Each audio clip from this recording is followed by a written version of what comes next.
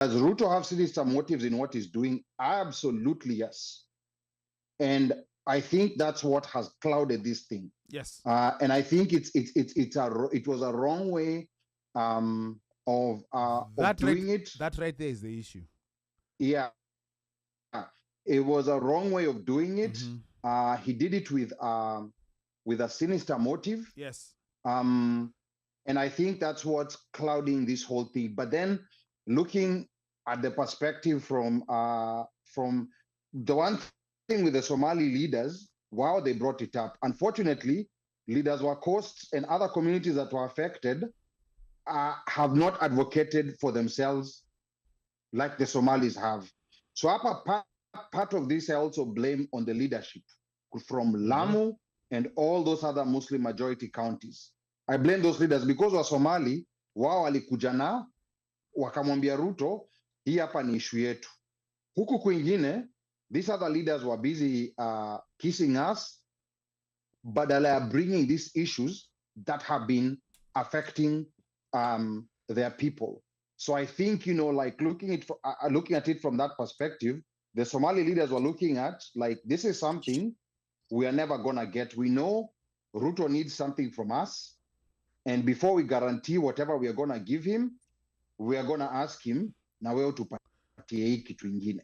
So I think that is part of the problem with the way this whole thing was done. Na hiyo hapo kwenda to the extent of unaweka immigration office huko, when to me it would have been okay if what they could devolve immigration offices, we put them in all other major population centers, at least one center in the 8 old provinces. But then when you specifically choose a particular location, that raises suspicion.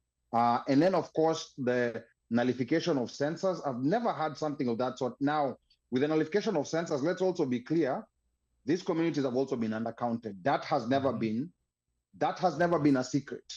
They have been undercounted, but a nullification of census, to me, I've never heard of it. I didn't even know that a census could be nullified, like an election, and only for and a then you demand a specific recount. area, and only for a specific area. And I know there's this argument. There's an apologist argument that comes out that says the vetting happens in all border communities. Yes, there's some level of it that happens, but none of it happens like the way it's done to the Somali community and to Muslim communities.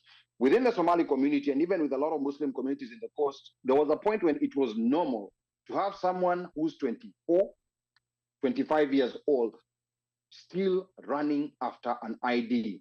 The Somali leaders were looking at, like, this is something we are never gonna get. We know Ruto needs something from us. And before we guarantee whatever we are gonna give him, we are gonna ask him, na wewe tupatie hii kitu ingine. So I think that is part of the problem with the way this whole thing was done. Na hiyo hapo kwenda to the extent of unaweka immigration office huko, when to me it would have been okay if what they could devolve immigration offices, we put them in all other major population centers, at least one center in the 8 old provinces. But then when you specifically choose a particular location, that raises suspicion. And then of course the nullification of census, I've never had something of that sort. Now, with the nullification of census, let's also be clear, these communities have also been undercounted. That has never been a secret. They have been undercounted, but a nullification of census, to me, I've never heard of it. I didn't even know that a census could be nullified, like an election, and only for and a then you specific demand a recount. area, and only for a specific area. Then you do a recount just in that area. You do a recount. You should be doing the entire thing. That's right there. I would love to understand the legality of it.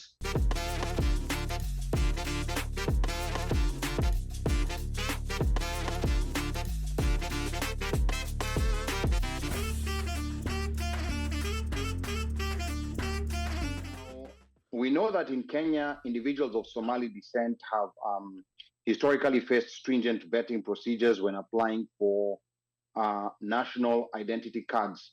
And there was a move by the president recently to remove this that was extremely controversial. But I want to give a brief background of vetting, because most Kenyans are not aware or familiar with this, because most other people do not go through this. Like it started with the Somali community, and at some point it was spread out to the rest of the Muslim community. So this vetting process, Mika, we are gonna get to you. But the vetting process was established in the 60s following the shifter insurgency, like a secession conflict where some ethnic Somalis sought to join Somalia. So this is also another part of Kenyan history that I think also a lot of people don't know, because we have an education system that leaves out some very important moments in history.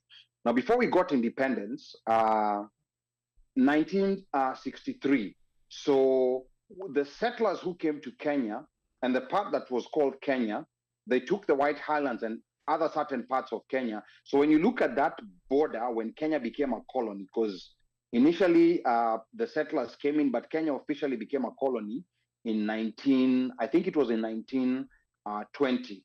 And at that time, the Kenyan coast was, it was a protectorate, but it was part of the Sultanate of Zanzibar, because the Sultanate of Zanzibar existed until 1964. So the 10-mile strip in the coast was part of that. And then Northeastern Province, what we know today as Northeastern Province, Garissa, Wajir, and Mandera, I believe also some parts of Eastern, Upper Eastern, like maybe Marsabit and Isiolo, but I'm not 100% sure where the border was actually drawn. These were referred to as the Northern Frontier Districts, NFD, which were being governed separately. So before we got independence in 1961, there was a referendum that was done. Before we got independence in 1963, there was a referendum done in the Northern Frontier Districts, where the people there were asked by the British a very simple question. Because at that point, there was a process already of giving Kenya independence going on. The question was, do you want to be part of Kenya, or do you want to join your cousins and be part of the Greater Somalia? Because remember, Somalia was divided into two. The Somalia that we know today, the number 7 map, the Horn of Africa, the southern part that borders Kenya was under Italian administration. And the northern part, where Hargeisa is, or I think commonly referred to as Somaliland, was under British rule. So it was a mishmash of many things going on. So the British part of Somali and the Italian part of Somali came together to form what's known as Somalia. And then there was the conversation of having that northeastern part of Kenya join Somalia and be the Greater Somalia. There was also a part of Ethiopia called Ogaden, that's a Somali province. There was also discussions about that part, which I'm not very privy to. But then the results of that referendum came out, and it went against British expectations. 90%, they overwhelmingly decided that they want to join their brothers in Somalia. And I don't know why the British were shocked, because it was natural for people to want to be with a group that with a group of their brothers, the people who are like them. So what ended up happening, because the British did not want to have that strong Greater Somalia, they force-fed the Northern Frontier Districts. It was force-fed into this map that we call Kenya today. And all these shenanigans was happening in Lancaster. And then also there was some shenanigans that happened with a contingent from the coast that went there, because at that point, the coastal part, they still wanted to be with their brothers in Zanzibar, with the Sultanate of Zanzibar, because culturally they were very aligned. But there was some details that I cannot go through today because it's a very long and winding story.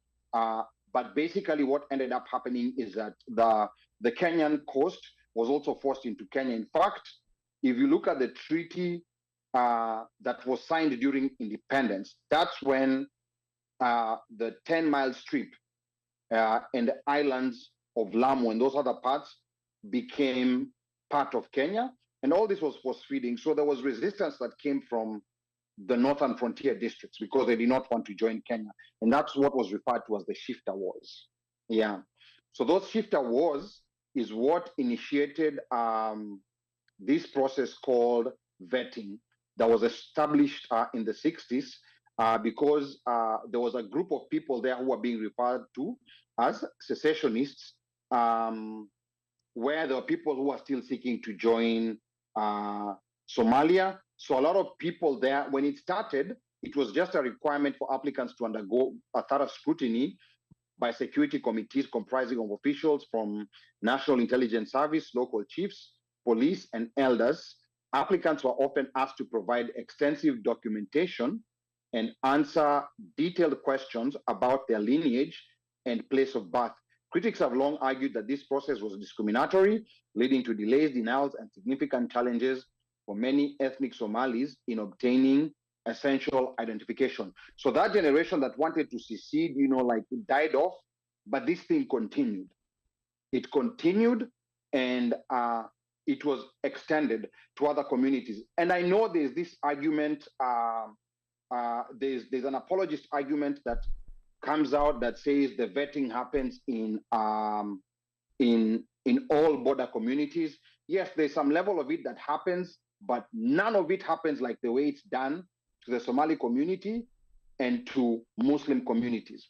Within the Somali community, and even with a lot of Muslim communities in the coast, there was a point when it was normal to have someone who's 24, 25 years old, still running after an ID. These are people who are born in Kenya. They have a Kenyan birth certificate. They went through a Kenyan education. They have a Kenyan school living certificate, but you're still being asked to produce a birth certificate of your grandfather. Imagine if you're born in the 80s, your grandfather, if you're born, for example, in 1980, your grandfather was born in 1899. Where are you getting that birth certificate? Who was giving out birth certificates in 1899 when people were being born? Now, I understand the anxiety that people have because the president, William Ruto, who is known to be a liar, who is known to be a manipulator, and who's known to be a thief.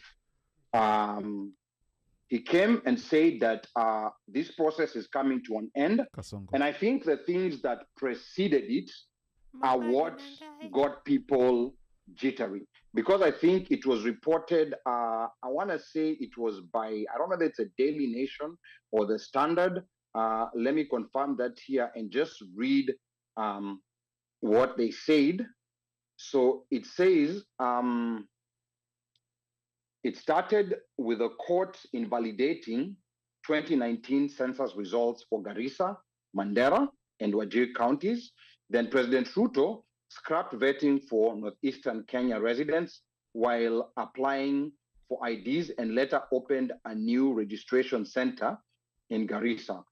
Analysts opined that the president could be applying the hunter-gatherer strategy, moving on to plant in the richer soils where it could yield him 2.1 million votes in 2027. So is there a possibility that that Ruto is doing this specifically to try and bolster his numbers in 2027? 100%. I mean, there's no other explanation on why he's doing this and when he's doing this. I don't know that this is a trump card that he was holding close to his chest and wanted to use it at some point. But yeah, so there's two issues here. There's an issue of our community for so many years, for over 60 years since independence, being unfairly vetted to get a document that they legitimately deserve. And then there's the other issue of a president trying to do this so that he can bolster his numbers because he's lost significant support in the rest of Kenya. And at this point, I open up the floor. I'm going to start with you, Mika, because Mika had something that he wanted to say. Twende kazi, Mika. No, thank you for that breakdown. Now, one thing I wanted to say was that I come from a border district, what we was used to call the border district, and we have the unfortunate privilege of when we apply for ID, hatuwezi apply ID Nairobi, lazima urudi ushago na ufanywe hiyo vetting. Who does the vetting? Vetting inafanywa kwa chief. Kwanza unachukua kale ka form ulikuwa na fill. Yes. Unaenda kwa mzee wa kijiji, ana sign, mzee wa kijiji, unaenda kwa sub chief, ana sign, unatoka kwa sub chief, alafu unaenda kwa chief. Alafu hiyo siku kwa DO hapo kuna siku za vetting. Unakaa hivi, unaulizwa maswali, unaishi wapi, umetoka boma gani, kuna mzee wa kijiji hapo wenu, watu wanaulizwa maswali about the area, kama unajua area nini. That's what they used to do for the vetting. So most of us who come from border districts, tulikuwa tuwezi chukulia ID Nairobi, lazima uende ushago ufanye hizo vetting, which has been there now, and that's the reason why you see so many Kenyans are perplexed about it, because ukiangalia watu wengi wenye wanakonsideriwa kuwa kwa border districts, it's a lot, because it goes from Nyanza, kuna areas that border Tanzania, Western, Rift Valley, kuna areas that border Uganda, Sudan. Watu wa coast I think pia wanakonsideriwa kwa sababu Malindi wana border Somali, right, na Lamu. Malindi haija border Somali. Maybe sasa ukifika uko side za Lamu sasa. Yeah, but ukipanda na hiyo njia nini, like ukienda Boni Forest, border is goes straight to Somali. So that hiyo yote border district, those are wote pia walikuwa wanafanywa vetting. So the idea of vetting has been there. So when you come and say that just one particular region, right, are the ones who unaenda kutoa hiyo vetting, alisema hii voting tutatoa eneo yetu, and then you open a registration a new center. Let's say something like an immigration office there, where the only other place that you have this thing is Nairobi, Mombasa, na Kisumu. Again, it turns around and looks suspicious. Of course. Because if you look at the infrastructure of that region to support that huge number of people, it doesn't justify you opening an immigration service center over there. So if you are going to get rid of vetting, get rid of vetting for the whole country. All the border districts zote toa vetting. Wasitoa vetting area moja. Toa vetting kila mahali. If you're going to put people registration services and immigration services, put them everywhere in the country. Make it all fair game. And then another thing that actually makes it worse for him is the fact that all the security apparatus zote zinashikiliwa na Somali. So he's been seen like he's wooing the Somali community and trying to get together with them, like to bring them in. This is somebody who went, and the way he likes to put himself out there to show his strength and bravado and how big he is. This is a guy who addressed and made those promises while inside an armored vehicle.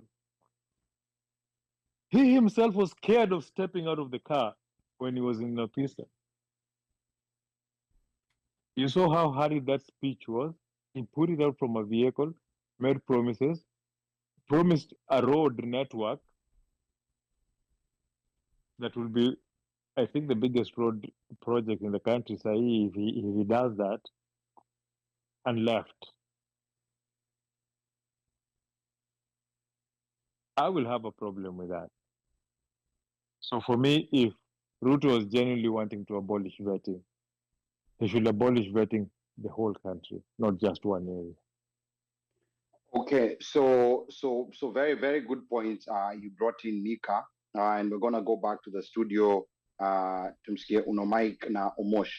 Now, I think what I want people to understand, there is a vetting of umetoka kijiji gani, ile local chief. I believe, like most people, like across the country go through that. So the part that people don't get, is and this is the extra vetting that's done to Somalis and people who are from Muslim communities, where I don't know whether it would be normal to see, because there was a point when it was very normal for a 24, 25-year-old to be still running after an ID. Now, the reason why, like that was specifically happening in those communities is because the vetting that was being done in there was one by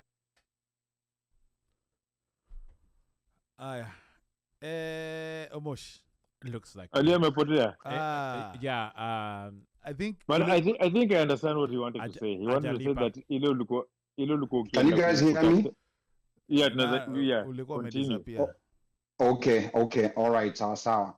I think you hapo ni bundles za JW Marriott. But do I say? But what was I saying again? So there was there was that old issue man was chasing the ID.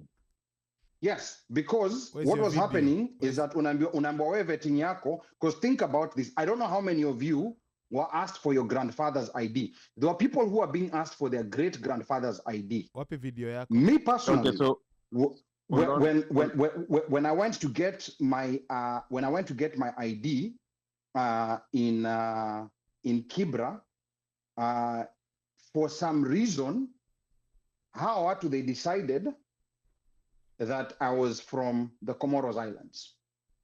For some strange reason, they decided I was from the Comoros Islands, na Ndoivo.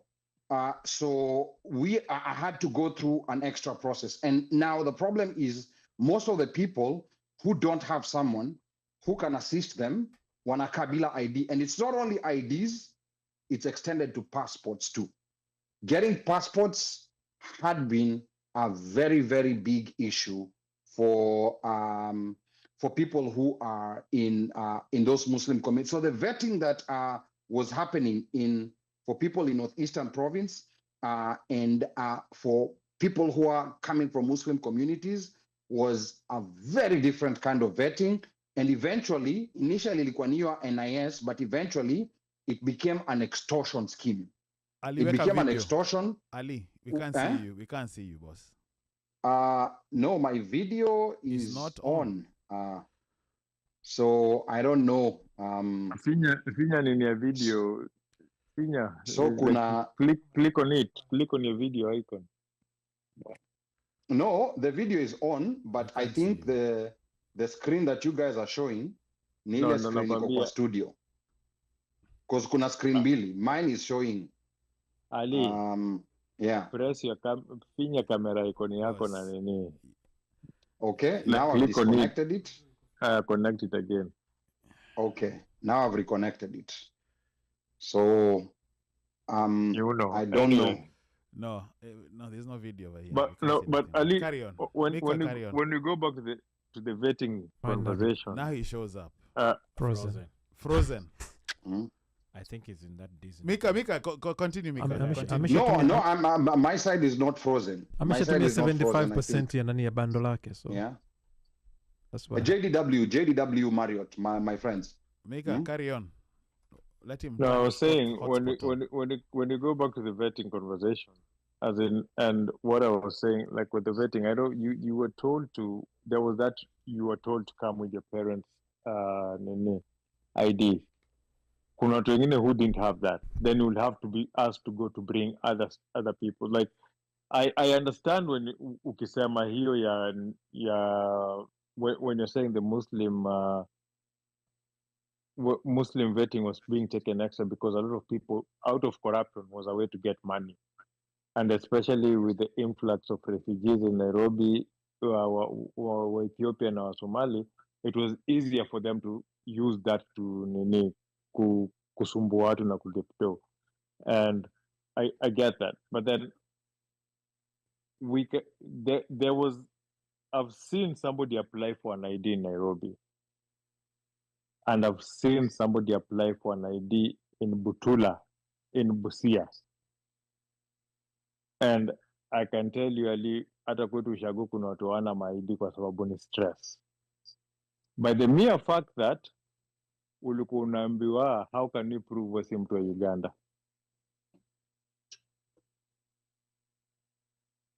Because remember that whole region, Wajaluo, Waluya, Waganda, wameoana, wanashare majina. Yeah.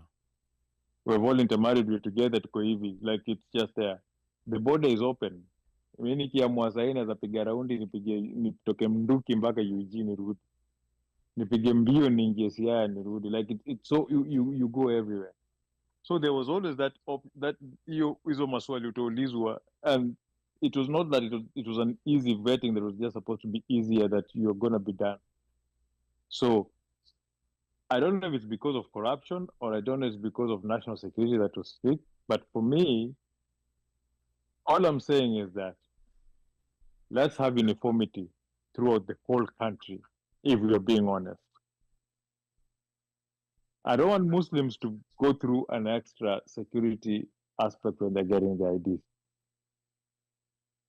But I don't want somebody to use that as an excuse to try to farm for votes.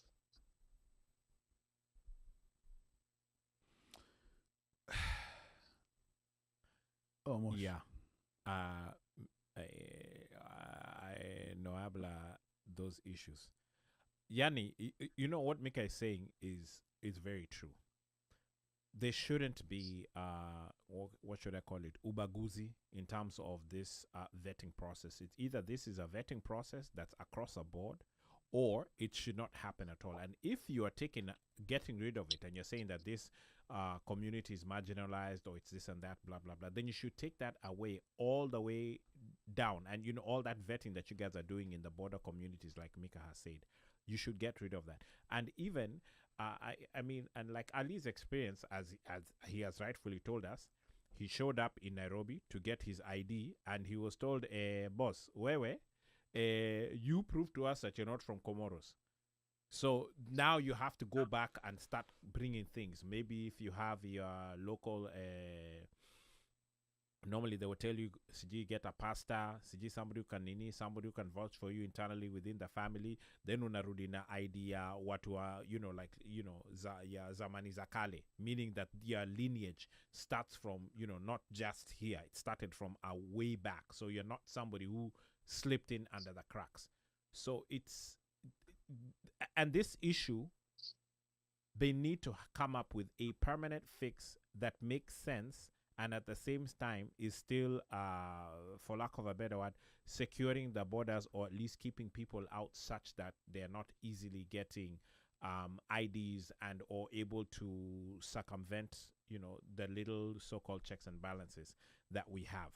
You know, whatever that is, that's what should be used. Now, obviously, we have our regular corruption-related things, which, unfortunately for us, that's, you know, that's always going to be there until somebody eradicates it completely. And it is possible to eradicate it, but as long as it's still there, there'll be those who are going to slip in through the cracks. But as if we are keeping out 98, you know, you're keeping out 98%, I can live with that 2% who are slipping in through the cracks.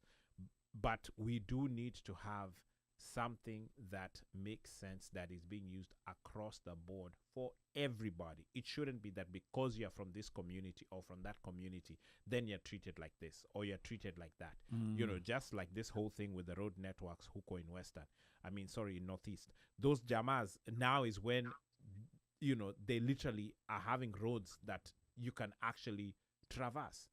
We can now actually go there as tourists and be able to move through that region and not have to spend a week on the road while you're worrying about AK-47s, you know. And being hijacked and being done madhogo than you. We should not have a security issue in that area. We shouldn't. You know, the again, sometimes growing up, all we knew was that Northeastern kuna nini? Kuna shida. kuna kuna attacks, watu wanaingia. That's all that is known. Many people, that is the picture that has been formulated in many of our minds. Yeah. Right? So there's also a lack of education. But Correct, yeah. there's a lack of education. But then also, I can meet Ali, but one, the leaders, what have the leaders done to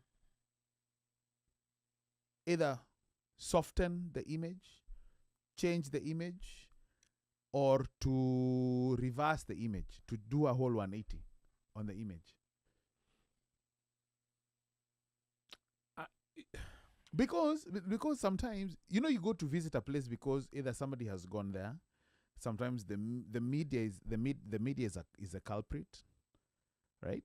And right now, even now with social media or whatever, there are certain places that people like now. When you remember when we had that Pokot governor, West Pokot governor, Yeah. right? The West Pokot governor, who made people want to go to West Pokot. The Mulmuluas guy. The Mulmuluas guy. Whose deputies is a doctor and was working out of town, working out of the country for whatever, got a salary and whatnot. But what ended up happening was you were like, hey, West Pokot, and Anasha maize has been planted, you're like these roads that,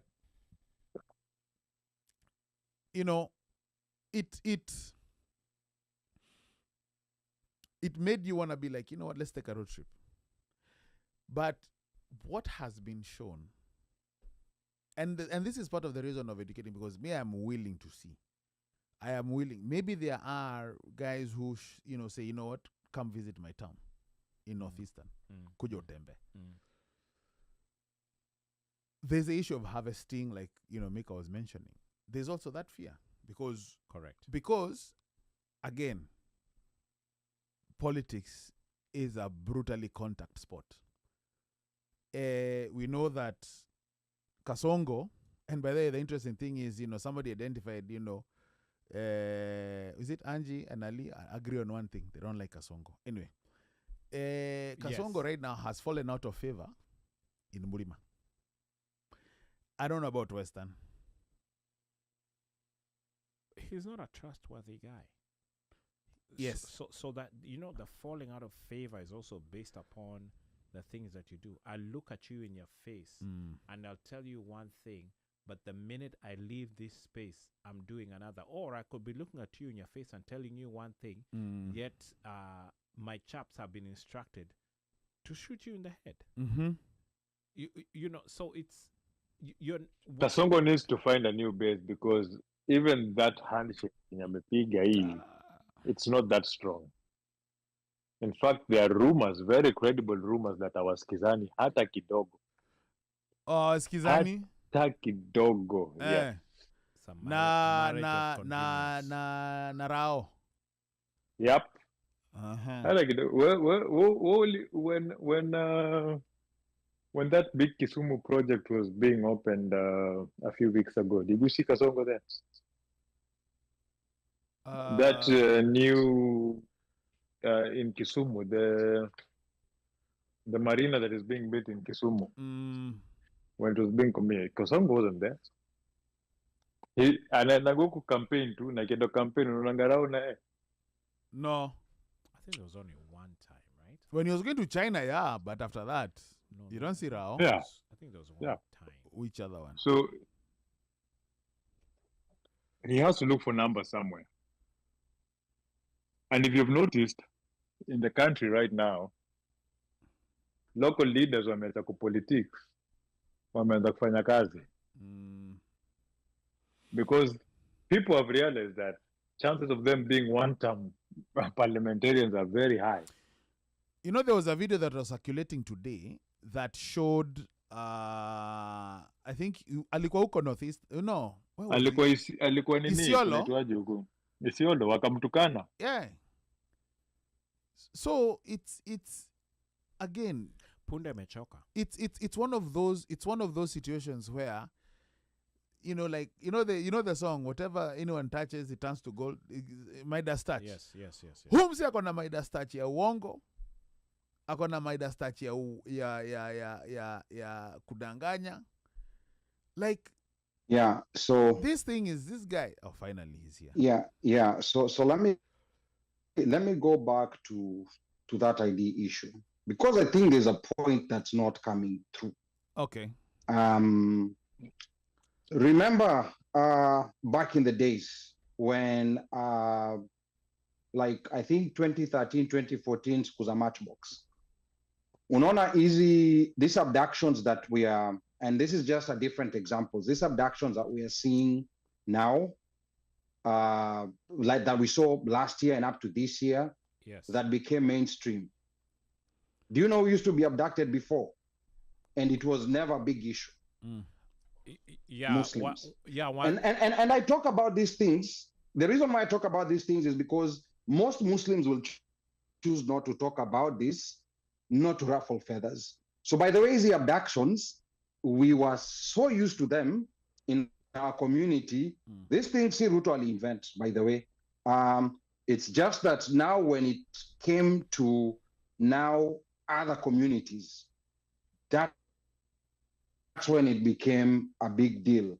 But to abduction, it had been happening. Hundreds of people were abducted, they disappeared, and never known where they went to.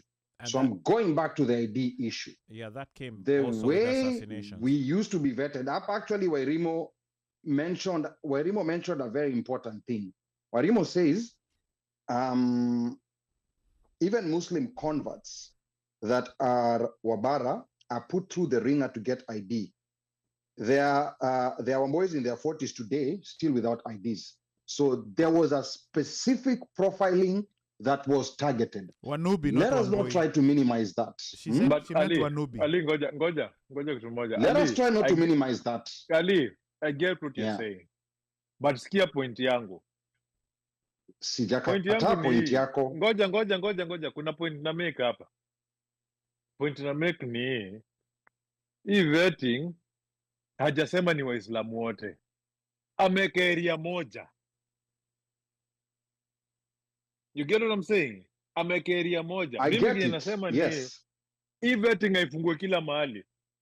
Cause hakuna haja hapo pali alikuwa wherever he was huko Ajia, there is no vetting, but there is vetting in chini ukishuka Isiolo, there is vetting chini ukienda nini Hola, ukifika ufike Lamu So- bado kuna vetting, ukienda Mombasa kuna vetting, ukienda Nairobi Kibira kuna vetting. It's just So- don't discriminate. I agree. Does Ruto have sinister motives in what he's doing? Absolutely, yes.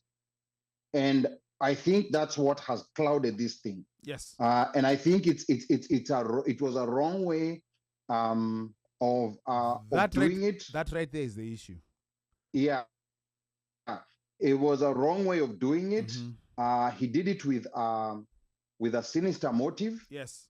And I think that's what's clouding this whole thing. But then looking at the perspective from the one thing with the Somali leaders, wow, they brought it up. Unfortunately, leaders were coasts and other communities that were affected have not advocated for themselves like the Somalis have.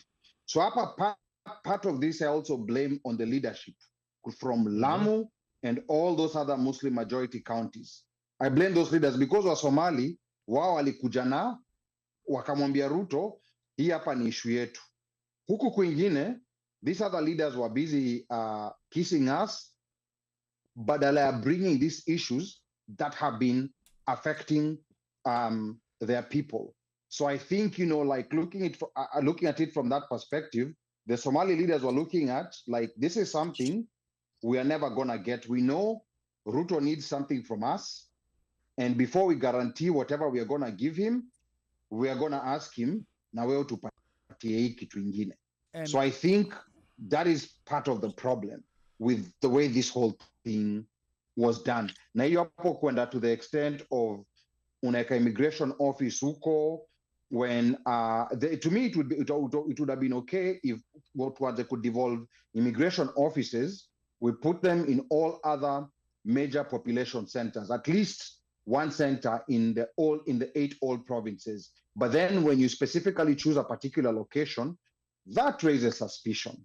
And then of course the nullification of census, I've never had something of that sort. Now, with the nullification of census, let's also be clear, these communities have also been undercounted. That has never been a secret.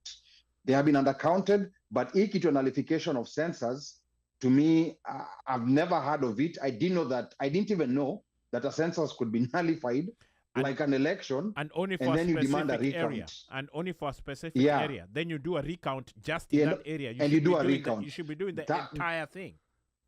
That's right there. I would love to understand the legality of it. That also brings credibility issues to the judiciary. Who's funding it? Of course, it's taxpayers. Who else is funding it? Of course, taxpayers. Now you say it's no longer there. No, yeah, Ushuru. Yeah. Mm-hmm. Yes. Yeah. Almost use taxpayers' money to win you the next election. That's why you're there. Oh, sorry, Basi. Taxpayers. Ushuru ile tunalipwa. Even that child, ile black tax. Hiyo black tax tunatuma.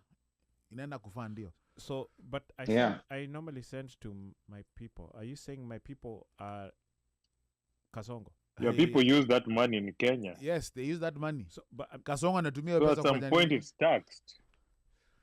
Because you think about it. Yeah, so kuna sales tax, kuna VAT. Yeah.